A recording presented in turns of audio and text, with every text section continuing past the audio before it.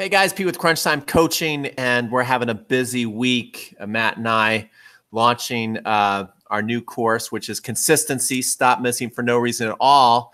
And there's something that I really started to think about these last couple of days. So I wanted to get in and talk about with you guys. And it's a topic that's very real to me. In fact, I think if you've played tennis for any amount of time, it's pretty much real for all of us, to where there's this dreaded pusher that lives inside of each and every one of us. And I just want to talk about kind of where that comes from and why that happens. And so we can just kind of have a discussion, figure out how we can stop this vicious cycle of this dreaded pusher who likes to show up at the most uninvited times of a match and make you play your worst and most embarrassing tennis.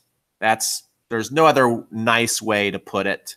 And I will be the first to admit that I have certainly had this happen to myself. So first of all, I guess I will explain what a pusher is. I think most people know what it is, but it's one of those terms that people use to, how's it going, Martina?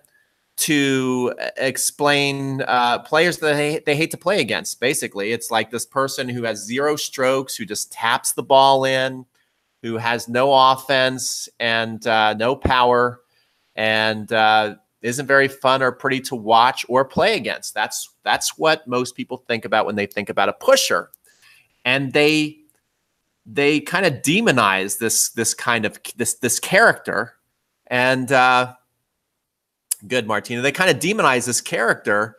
And the interesting thing is pretty much this character lives inside of each and every one of us. And I think that it lives inside of each and every one of us because of these two very different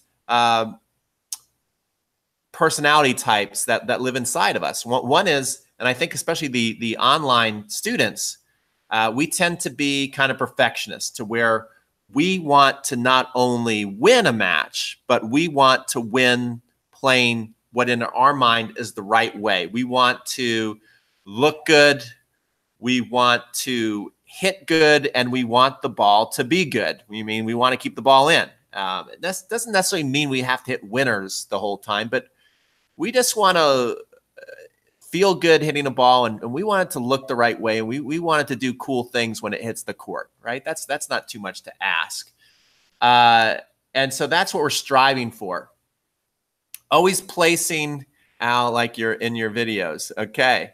Hey, Diego, I did read your message the other day about inviting one of you guys on. So let me know what an idea you have is to do a video, and I would certainly like to bring you on. So let's get back to this concept, though, of the dreaded pusher and why it happens. We have the perfectionist, and then we have the competitive nature, right? We want to win, and there's a part of us that wants to win and is winning to win at all cost. We want to win, and we are willing to win at all cost if it comes down to it. And so that's where the dreaded pusher comes in. And so what ends up happening is that this uninvited character enters your body, and you start to play the exact way that you loathe. Everything that you hate about tennis, you're doing. And as I explained, as this one person, I'm sorry, not as I explained, this one person explained to me yesterday, he's a friend of mine. We were talking about the course. It's not Matty B.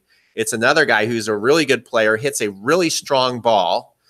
He will remain nameless. I don't want to throw him under the rug because he really confided in me. He said, look, it happened to me yesterday. I was playing a match. I was going out there. Everything started out fine. Then I started to make a bunch of mistakes, and I started to just tighten up.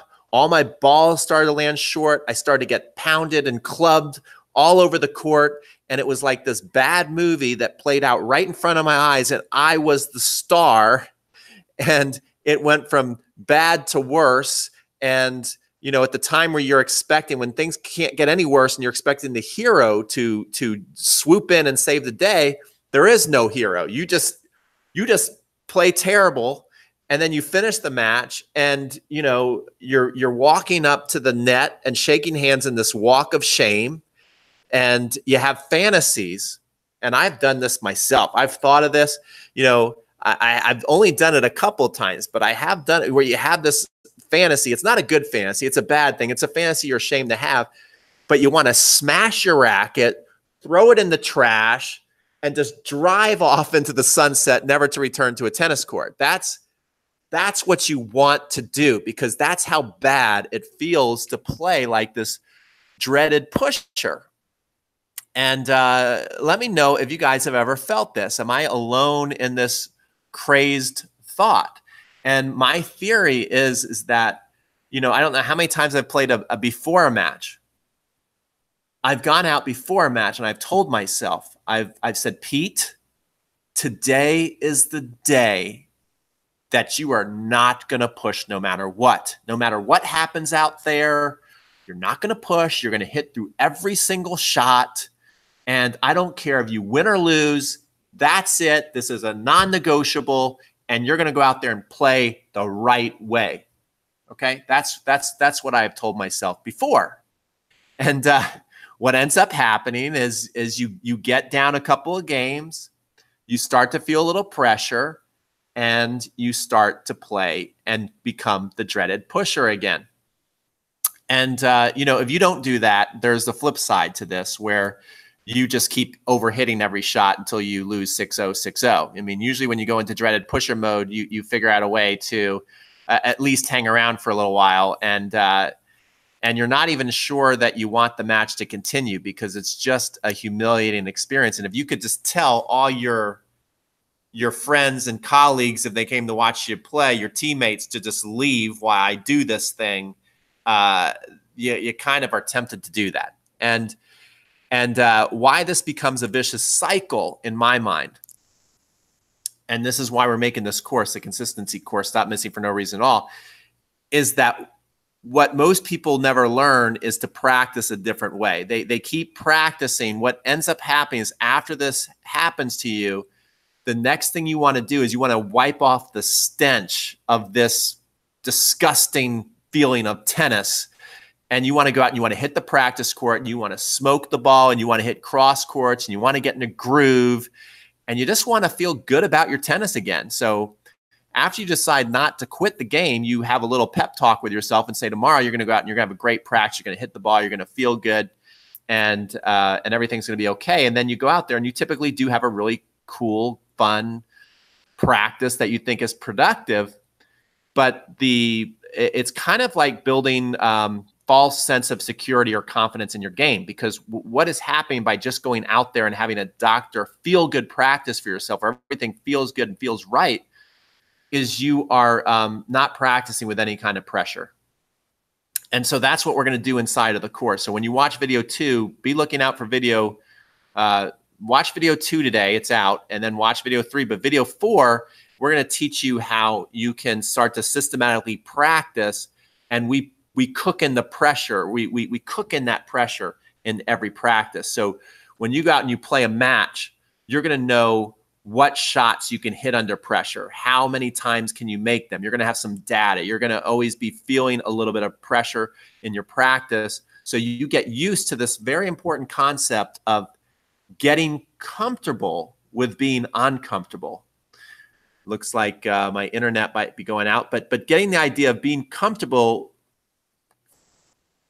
Well, I'm sorry if we lost you there, but get comfortable with being uncomfortable. That's really the lesson of today. The more you can practice with pressure, and we have a 30-day system that's going to do that, you're going to be able to start to notice there's a correlation between your practices and your matches, and you're going to start to go, okay, this is why I practice, because when I go out and play a match, I actually like the way I'm starting to play my matches. I'm starting to feel flow out there. I'm starting to feel less nervous. I'm starting to know what shots I can pull off and I cannot pull off.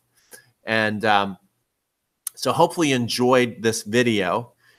Give us a thumbs up if you do. If you feel like this, I notice this is one of the least interactive one. It's like everybody's probably watching this going, oh, I don't want to admit that I play like that. I'll be the first to admit it. It's happened to me on more than one occasion. And so if you can relate to this video, comment, share your dreaded pusher story where you came out, where the Incredible Hulk came out and popped out of your body when you didn't want it to. Like this video, subscribe, watch the video we put out today. Matt has a very, very funny intro today. And thank you so much for watching today's video. And we'll be back again soon. Gotta turn it off. Where do I turn it off? There we go.